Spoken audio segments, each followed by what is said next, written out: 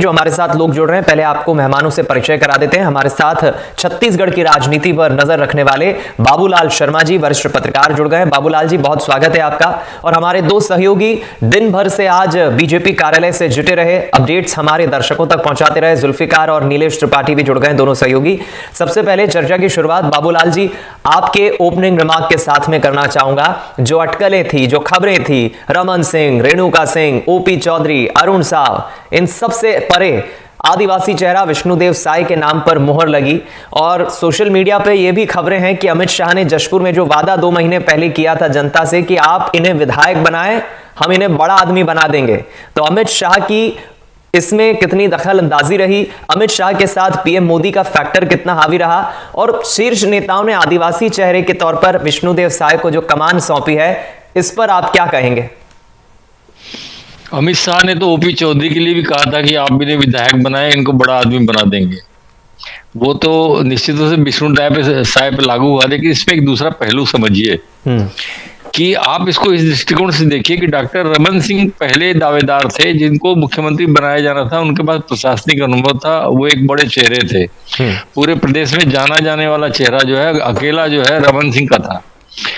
तो उनको जब नहीं बनाने की बात आई तो पूछा भी उन्हीं से गया कि किसका नाम प्रस्तावित करते हैं आप, तो उन्होंने विष्णुदेव साय का नाम लिया और विष्णुदेव साय जो है उनके खास समर्थक हैं और उनका नाम जो फाइनल हुआ, जिसमें 2 वादे पूरे हुए। एक तो रमन सिंह की धाक बन गई कि रमन सिंह की चल रही है, दूसरी चीज जो है अमित शाह ने जो वादा किया था वो वादा पूरा हुआ।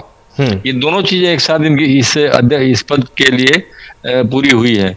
निश्चित रूप से जो है विष्णुदेव साय एक बहुत सौम्य, सरल और अच्छा ग्राउंड जमीनी स्तर के नेता है और बहुत सौम्य है, बहुत सरल व्यक्ति है और अच्छा सोचते हैं, ईमानदार हैं। इनके ऊपर कोई दाग आज तक के नहीं लगा। 4 बार सांसद रहे, 1 बार अध्यक्ष रहे और विधायक भी रहे हैं, मंत्री भी रहे हैं, तो उनको कभी किसी प्रकार का कोई दाग उनके ऊपर में आज तक लगा हुआ नहीं है। इसलिए जो है एक अच्छा चेहरा जो है भारतीय जनता पार्टी ने चुन कर दिया है। रमन सिंह की इसमें सहमति रही, रमन सिंह ने प्रस्ताव रखा, ब्रिजमोहन अग्रवाल और अरुण साव ने जो समर्थन किया और इस तरह इनका चयन हुआ है। निश्चित रूप से इनको सहयोग रमन सिंह अपनी प्रशासनिक क्षमता का जो सहयोग है इनको देंगे।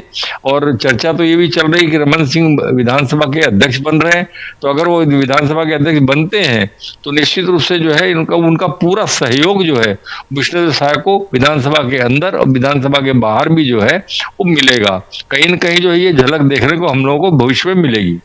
चलिए, मैं लौटूंगा आपके पास। बाबूलाल जी ने बिल्कुल ठीक कहा, इसमें कोई दौमत नहीं है, एक अच्छी साफ छवि है। कभी किसी विवाद में, किसी भ्रष्टाचार के मामले में विष्णुदेव साय नहीं रहे और लंबा 34 साल से अधिक राजनीतिक सफर उनका रहा है।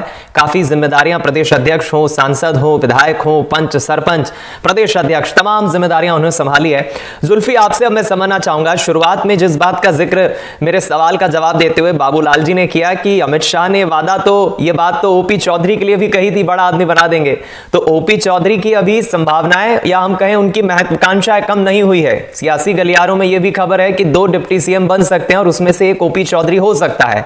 तो जो रमन सिंह है, ओपी चौधरी है, अरुण साहब, जो और बचे हुए संगठन के या बीजेपी के नेता हैं, उन्हें कहीं तो एडजस्ट करना होगा। मुख्यमंत्री का नाम तो फाइनल हो गया, लेकिन जो दिन भर आपने आज प्रदेश बीजेपी कार्यालय में हलचल देखी, हैपनिंग देखी, आपके समीकरण क्या कह रहे हैं? आने वाले भविष्य में क्या कैबिनेट में या 2 डिप्टी सीएम के फॉर्मूले पर जो मंथन चल रहा है, इस पर कितना आप राय रख रहे हैं? दीपक, आज जब शाम तक और कुछ देर पहले तक की जो स्थितियां थी, वो राजनीतिक तौर से जो हलचलें हुई, विष्णुदेव साय छत्तीसगढ़ के मुख्यमंत्री अगले होंगे और शपथ 1-2 दिन में ले लेंगे।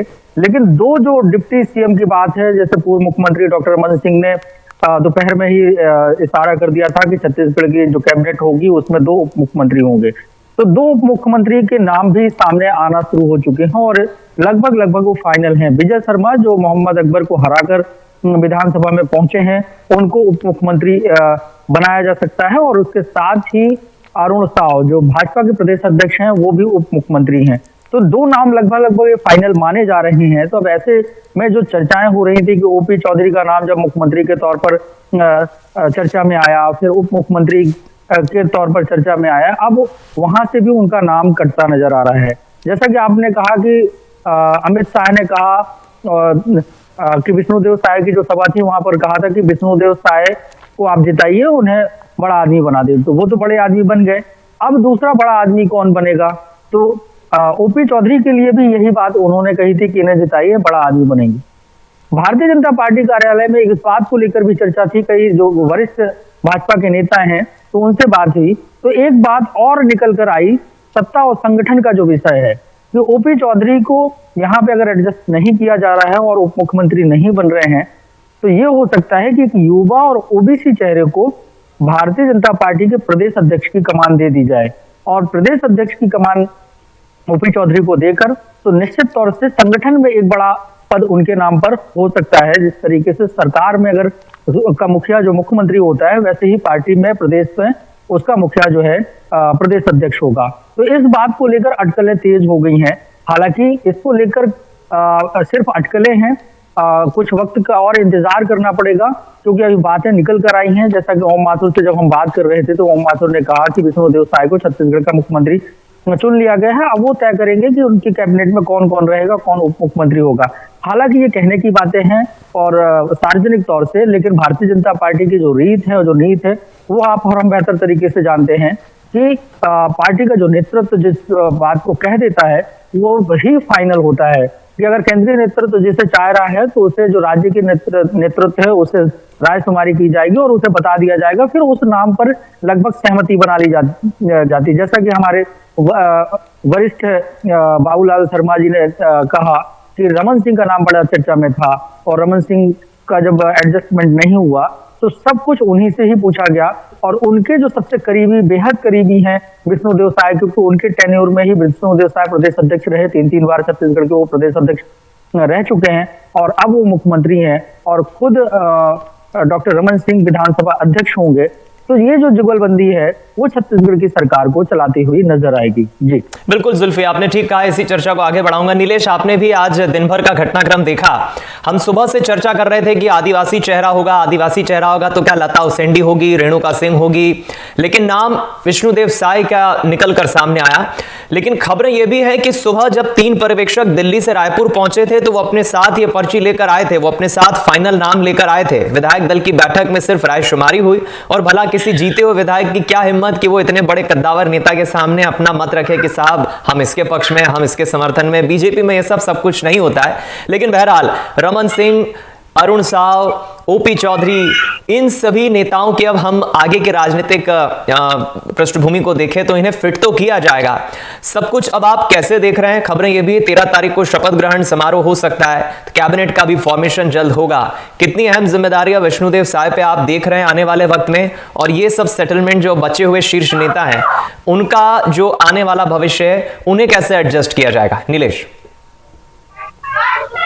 बिल्कुल दीपक, मैं विष्णुदेव साय के भविष्य में एडजस्टमेंट की बात करूं उससे पहले एक छोटा सा घटनाक्रम आज दिन भर जो हुआ उसका एक संक्षिप्त विवरण मैं दे दूं कि जब 12 बजे शेड्यूल था विधायक दल की बैठक को लेकर, तो वो बढ़कर लगभग 1 बजे हो गया, लेकिन पूर्व मुख्यमंत्री डॉक्टर रमन सिंह करीब 2 बजे पहुंचे।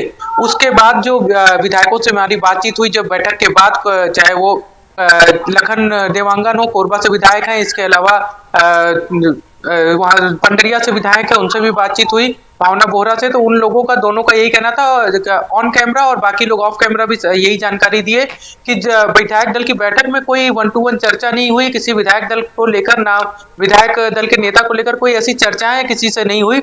सिर्फ जब रमन सिंह पहुंचे था उसके पहले सारे विधायक बैठ चुके थे, और जितने भी पर्यवेक्षक या फिर जो प्रदेश प्रभारी या अन्य नेता हैं वो सारे लोग बैठे हुए थे। रमन सिंह पहुंचे, और रमन सिंह ने, जैसा कि बाबूलाल जी थोड़ी देर पहले बता ही रहे थे, कि उन्होंने अपनी तरफ से प्रस्ताव में नाम रखा कि विष्णुदेव साय को मुख्यमंत्री के तौर पर प्रस्ताव में रखता हूं, और उसका एक स्वर में सारे लोगों ने समर्थन कर दिया। तो ये एक घटनाक्रम था, कोई विधायक दल की राय या अलग से बातचीत वाला कोई मसला आज नहीं हुआ था। ये बात दिन के घटनाक्रम की हो गई विधायक दल की बैठक को लेकर। दूसरा सवाल जो आपका है उस पर मैं आऊं कि अब बाकी लोगों को एडजस्ट कैसे किया जाएगा। तो जो दिन भर चर्चा चलती रही, और उसके बाद विष्णुदेव साय जब अपने विधायक निवास पर थे, हम वहां पर भी गए हुए थे, और वहां पर बैठे काफी देर तक कार्यकर्ताओं से उन्होंने चर्चा की। उस समय वहां पर भी एक चर्चा आम चल रही थी कि इस बार की कैबिनेट में जो पुराने चेहरे 15 साल तक सत्ता में रहने के दौरान देखने को मिले थे, उनमें से काफी कम लोग नजर आएंगे। हालांकि वो जीत कर आए हैं, चाहे ब्रिजमोहन अग्रवाल हो, चाहे राजेश मूणत हो, चाहे अमर अग्रवाल हो, चाहे पुन्नूलाल मौले हो, चाहे लता उसेंडी हो, रामविचार नेताम हो, ऐसे सारे लोग जीत चुके हैं चुनाव। लेकिन जो उनको लगातार मौका पिछले 15 सालों में मिलता रहा है, इस बार हो सकता है कि उनको मौका ना मिले, उनमें से सिर्फ 2 या 3 लोगों को मौका मिले, बाकी पूरी कैबिनेट जो होगी वो नहीं होगी। जैसा जुल्फी जी थोड़ी देर पहले बता ही रहे थे कि डिप्टी सीएम के तौर पर विजय शर्मा और अरुण साव का नाम चल रहा है। इसके अलावा सरगुजा से भी एक जैसे गोमती साह का जिक्र हम करना अभी भूल गए। गोमती साह वो नेता हैं जिनके लिए भी अमित शाह ने कहा था कि आप गोमती साह को जिताइए और मैं इनको बड़ा व्यक्ति बनाऊंगा। तो ये अमित शाह के जो 3 बयान छत्तीसगढ़ में बड़े आदमी बनाने को लेकर आए थे, उसमें ओपी चौधरी के अलावा विष्णुदेव साय और गोमती साय भी थे। विष्णुदेव साय बड़े आदमी बन चुके हैं और ओपी चौधरी और गोमती साय किस तरह से बड़े व्यक्तित्व बनते हैं इस पे सरकार में रहते हुए ये अभी देखने वाली बात होगी। कुल मिलाकर एक समीकरण इस बार नई सरकार में साधने की कोशिश की जा रही है, क्योंकि चुनाव यात्रा के दौरान भी जब हम लोग आम लोगों से बातचीत कर रहे थे और बीजेपी की जो टिकटें मिली थी उस पर चर्चा कर रहे थे, तो आमतौर पर एक आम सहमति थी कि इस बार भी अगर सरकार बन जाती है बीजेपी की तो फिर वही चेहरे जो 15 साल तक हमने देखे हैं वही हमको फिर से मंत्री के तौर पर, सरकार के तौर पर देखने को मिलेंगे। लेकिन जो अभी सोर्सेस की जानकारी मिल रही है, जो रायपुर में बीजेपी के नेताओं में चर्चाओं का दौर है, वो यही है कि पुराने चेहरों को इस बार काफी हद तक दूर किया जाएगा और उनको संगठन में हो सकता है कोई जिम्मेदारी दे दी जाए या इसके अलावा कुछ बैकफुट पर कोई दूसरी जिम्मेदारियां दे दी जाए बैकडोर से। लेकिन सरकार में नए चेहरे ही ज्यादा से ज्यादा नजर आने वाले हैं। जी दीपक। बिल्कुल ठीक। चलिए एक बार फिर लौटूंगा मैं। बाबूलाल जी, अब आपसे मैं 2 चीजें महत्वपूर्ण समझना चाहूंगा। सबसे पहला तो आपने भी बयान सुना होगा, जब नाम का ऐलान हुआ विष्णुदेव साय सबसे पहली बार मीडिया के सामने आए और उनसे जब सवाल पूछा गया कि पहला काम क्या करेंगे, तो वो अपने शीर्ष नेतृत्व को शुभकामनाएं और धन्यवाद देते हुए कहते हैं कि सबसे पहले मोदी की गारंटी को पूरा करना, 18 लाख प्रधानमंत्री आवास योजना के हितग्राहियों को लाभ मिले, उस पर काम वो करेंगे। ये जिम्मेदारी जो मुख्यमंत्री के तौर पर विष्णुदेव साय को मिल रही है, लोकसभा चुनाव में इसका कितना असर आप देखेंगे? पूरी 11 सीटों को साधना बीजेपी के लिए कितना चैलेंज होगा? और दूसरा मेरा सवाल जिसका नीरज जिक्र कर रहे हैं कि पुराने चेहरों को कैबिनेट में इतनी तरजीह नहीं दी जाएंगी, तो क्या नए चेहरे, पहली बार जीते हुए विधायक भी कैबिनेट में आपको दिखेंगे? देखिए, मेरी सूची में 18 लोग तो पुराने हैं जिनको आप मंत्री बनाए नहीं बनाएंगे तो एक परेशानी आपके सामने खड़ी होगी। पहली चीज, 3 ऐसे नए नाम है, मोतीलाल साहू है, धर्मजीत सिंह है और भैयालाल रजवाड़े है। ये 21 लोगों को मंत्री आपको बनाना है। विष्णुदेव साय इसमें शामिल है। 20 लोगों में से आपको 13 मंत्री बनाना है, 7 लोगों को छोड़ना है। अब वो 7 लोगों के मन में क्या होगा, इस बात को आपको साधना है, डैमेज कंट्रोल करना है, उनको कहीं ना कहीं संतुष्ट करना है। ये बहुत सारी चुनौतियां हैं। और जो है आपने जो बात कही कि निश्चित रूप से जो है ये परेशानियां जो है ये इनके सामने रहेंगी। और एक प्रश्न आपने और क्या कहा पहले? लोकसभा चुनाव में अब जिम्मेदारी विष्णुदेव साय और की कितनी देख रहे हैं? लोकसभा चुनाव में विष्णुदेव साय जो है अनुभवी व्यक्ति है, ऐसा नहीं है, प्रशासनिक अनुभव भी उनको है, सरल है, सौम्य है। इनका इतना औरा बन जाएगा, इतना महत्वपूर्ण औरा बनेगा, इतना अच्छा प्रभाव बनेगा। ये 6 महीने के अंदर, 3-4 महीने के अंदर में आप देखिएगा विष्णुदेव साहब का चेहरा जो है प्रदेश में चलने लगेगा और प्रदेश में एक नाम, इनका बड़ा नाम हो जाएगा। तो निश्चित रूप से उसका प्रभाव, फिर ये मेहनत करेंगे, दौरा करेंगे, दौड़ धूप करेंगे, रमन सिंह का इनको सपोर्ट रहेगा, रमन सिंह का इनका सहयोग रहेगा। वो सारी चीजें मिल करके जो है लोकसभा का एक माहौल बनेगा। और मैं एक नई बात आपको कह रहा हूँ, आज कह रहा हूँ, 6 महीने पहले कह रहा हूँ, लोकसभा चुनाव हो, अभी तो डॉक्टर रमन सिंह विधानसभा अध्यक्ष बन रहे हैं, ठीक है, वो पार्टी के निर्देश को मानेंगे ऐसा उन्होंने कहा है। लेकिन 6 महीने के बाद जब 2024 के चुनाव हो जाएंगे तो आप देखिएगा परिदृश्य बदलेगा, प्रदेश का जो है परिदृश्य पूरा बदल जाएगा, बहुत सारी चीजें परिवर्तित होंगी और उस परिवर्तन को भी हम लोग आगे जाकर के देखेंगे। वो राजनीतिक परिवर्तन जो है वो निश्चित रूप से जो है प्रदेश के हित में जाएगा और भविष्य जो है यहाँ पे युवाओं के हाथ में आएगा। ये मैं आपको बात बताता हूँ। लेकिन अभी क्या होगा, ये एक तो चुनौती जरूर है कि इतने लोगों में से कितने लोग, आप देखिए, आप अजय चंद्राकर को नहीं बनाएंगे क्या? गोमती साय को नहीं बनाएंगे क्या? सांसद से आपने लड़ाया है उनको। विजय शर्मा को तो बनाना ही बनाना है आपको, क्योंकि वो हिंदुत्व का चेहरा है आज आपके प्रदेश के अंदर में, और पहली बार हिंदुत्व का कार्ड चला है आपके 2-2 विधानसभा क्षेत्रों में। आप केदार कश्यप को नहीं बनाएंगे क्या? आप लता उसेंडी को नहीं बनाएंगे क्या? आप विक्रम उसेंडी को नहीं बनाएंगे क्या? दयालदास बघेल को नहीं बनाएंगे क्या? पुन्नूलाल मोहिले को नहीं बनाएंगे क्या? अमर अग्रवाल, राजेश मुणत, ब्रिजमोहन अग्रवाल, रेणुका सिंह, राम विचार नेताम, अरुण साव, और ओपी चौधरी और धर्मलाल कौशिक, किसको नहीं बनाएंगे आप बताइए। जी। जिसको छोड़ेंगे कहीं ना कहीं कोई बात रहेगी, उसको डैमेज कंट्रोल कैसे करेंगे। भारतीय जनता पार्टी में हालांकि कांग्रेस की तरह डैमेज कंट्रोल करने की जरूरत नहीं पड़ती है, बहुत सरल होता है इसमें, लेकिन फिर भी मन तो मन है, कहीं ना कहीं मन फटेगा लोगों का और उनको बुरा लगेगा। जो पुराने मंत्री हैं उनको छोड़ देंगे तो बुरा लगेगा, जैसे कांग्रेस के रिजम में सत्यनारायण शर्मा, धनेंद्र साहू, आपके अमितेश शुक्ला, ये नाराज रहे, पूरे कार्यकाल तक नाराज रहे, कुछ ना कुछ बोलते रहे विधानसभा में, पार्टी के फोरम में। तो ये सारी चीजें जो है बहुत सी देखनी है। और फिर इतना बड़ा कर्जा, 86,000 करोड़ का कर्जा आपके ऊपर है, खजाना खाली है, खर्चे आपको करने हैं, ठीक है। आपने महतारी वंदन योजना में टाइम लिमिट नहीं दिया है कि हम कब से लागू करेंगे, आपने सीधा सीधा कहा कि हम लागू करेंगे, उसको आप एक बार बच सकते हैं। लेकिन क्या है कि वर्तमान में बोनस का खर्चा 850 करोड़ रुपए आपको देना है, आपको धान का बोनस देना है, धान के लिए तो आप सहकारी बैंक से कर्ज ले लेंगे, लेकिन 11,000 करोड़ जो बोनस आपको देना है, जो राजीव गांधी न्याय योजना के माध्यम से सरकार दे रही थी, अपना ऐड कर रही थी, तो वो आप कहां से देंगे। ये सारी जुगाड़ जो है ये जरूरी है और इसके लिए जो है एक चुनौती माना जा सकता है। लेकिन हर सरकारों को सामने चुनौती आती है, उसको पार करती है, उसके तरीके निकाले जाते हैं। हो सकता है कुछ योजनाएं वो कांग्रेस सरकार की बंद करके उसके बजट को जो है उसमें शामिल कर लिया जाए, कुछ भी करके एक रास्ता निकाला जाएगा और ये सरकार आगे बढ़ेगी। ये बेहद महत्वपूर्ण बात आपने कही है बाबूलाल जी, और जाहिर है 20-21 जो नाम आपने बताए हैं, मंत्री पद तो सिर्फ 13 लोगों को ही दिया जा सकता है, तो वो 7 लोग कौन से होंगे जिन्हें धैर्य रखना होगा। और चुनौती भी कई सारी है विष्णुदेव साय के सामने। अब चूंकि हम बीजेपी सत्ताधारी दल की बात करें, तो अगर थोड़ी सी विपक्ष की बात ना करें तो ये थोड़ी सी नाइंसाफी होगी। जुल्फिकार, मैं आपसे समझना चाहूंगा, पिछले चुनाव में कांग्रेस का बेहतर प्रदर्शन, विधानसभा चुनाव में भी, लोकसभा चुनाव में हालांकि कांग्रेस को सिर्फ 2 सीटें मिली थी। इस चुनाव में अगर प्रदेश की सभी 11 सीटों पर बीजेपी जीत जाती है, विष्णुदेव साय का जादू, अरुण साव का जादू चल जाता है, तो कांग्रेस के सामने एक बड़ा चैलेंज होगा। विपक्ष में तो है ही, लेकिन तत्कालीन भूपेश सरकार के 9 मंत्रियों का हारना और विपक्ष के सामने इतनी बड़ी चुनौती, तो ऐसे में विपक्ष और कांग्रेस की भूमिका क्या देख रहे हैं आप? किस तरह से मुद्दों को उठाएगी, किस तरह से बीजेपी को घेरेगी विपक्ष? कांग्रेस पार्टी की अगर वर्तमान में अगर बात की जाए तो कांग्रेस पार्टी के सबसे बड़ा चैलेंज इस बात को लेकर है कि 2018 में जो कांग्रेस पार्टी इतने प्रचंड बहुमत से सत्ता में आई थी और 5 साल में ही सत्ता से बाहर चली गई। तो अब कांग्रेस के अंदर के जितने भी नेता हैं जिनकी टिकट कटी या जिनको टिकट की दावेदारी कर रहे थे या किसी कारण से उन्हें टिकट नहीं मिली, ये तमाम नेता जो हैं वो मुखर हो गए हैं। अब इनको शांत करना, इनके बीच में सामंजस्य बनाना, ये सबसे बड़ी चुनौती कांग्रेस पार्टी में है। लोकसभा के चुनाव आने वाले वक्त में काफी है, करीब 4 से 5 महीने का वक्त लगेगा लोकसभा चुनाव को लेकर उसकी तैयारियां किस तरीके से करें, क्योंकि पार्टी लाइन ही अभी क्लियर नहीं है कांग्रेस की कि कांग्रेस को आगे क्या करना है। अभी अगर बीते दिनों के बयान देखें तो जिस तरीके से बृहस्पति सिंह आरोप लगाते हैं और उसके अलावा विनय जायसवाल आरोप लगा देते हैं, जय सिंह अग्रवाल आरोप लगाते हैं, तो ये तमाम अपने नेतृत्व पे आरोप लगाते हैं। जो सत्ता में बैठे थे वो मुख्यमंत्री के ऊपर, उप मुख्यमंत्री के ऊपर आरोप लगते हैं।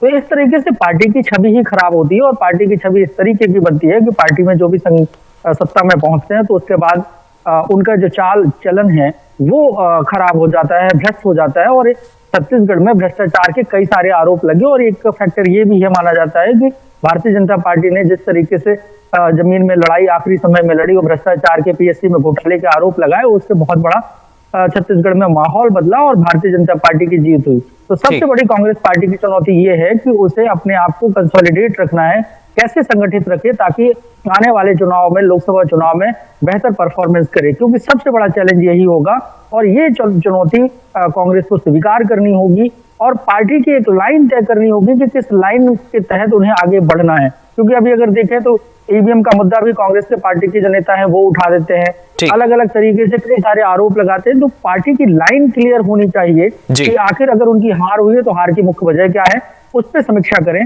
और एक लाइन में आगे बढ़े। बिल्कुल ठीक है आपने। चलिए संक्षिप्त में नीलेश 40 सेकंड में मैं आपसे जानना चाहूंगा, 13 तारीख की जो खबरें हैं, शपथ ग्रहण समारोह हो सकता है, विष्णुदेव साय मुख्यमंत्री की शपथ ले सकते हैं, केंद्र से कई शीर्ष नेताओं को आमंत्रण भी पहुंचेगा, कैबिनेट का भी फॉर्मेशन जल्द होगा। क्या मानकर चले हम 4 से 5 दिन के भीतर पूरी छत्तीसगढ़ की कैबिनेट हमारे सामने होगी? बिल्कुल, ये कहा जा रहा है कि 15 दिसंबर से पहले सारी चीजें तय कर ली जाएंगी, जिसमें शपथ ग्रहण समारोह के साथ साथ, क्योंकि शपथ तो इसके बाद मंत्रियों का भी होना है, जब मंत्री नए बनेंगे तो उनका भी शपथ ग्रहण होगा। ये सारी चीजें 15 दिसंबर से पहले ही तय कर ली जाएंगी, हो जाएंगी संपन्न, ये कहा जा रहा है जब से आज घोषणा हुई है मुख्यमंत्री के नाम की। जी दीपक। चलिए, फिलहाल बहुत शुक्रिया ये अपडेट पहुंचाने के लिए, और एक बेहद सार्थक चर्चा रही। बाबूलाल शर्मा जी हमारे साथ जुड़े, उन्होंने महत्वपूर्ण बिंदुओं की तरफ ध्यान आकर्षित किया। बहुत शुक्रिया आपका बाबूलाल जी, जुल्फिकार और नीलेश हमारे साथ इस चर्चा में जुड़ने के लिए। तो छत्तीसगढ़ को अपना नया मुख्यमंत्री मिल चुका है और वो नाम है विष्णुदेव साय का, लेकिन चुनौती काफी है। मुख्यमंत्री तो बन जाएंगे, लेकिन कर्जे का एक चैलेंज रहेगा, कैबिनेट फॉर्मेशन का चैलेंज रहेगा। इन सब चैलेंजेस और मसलों को कैसे सामना करते हैं विष्णुदेव साय, देखने वाली बात होगी। फिलहाल इस खास पेशकश में इतना ही। खबरों का सिलसिला जारी है, दीजिए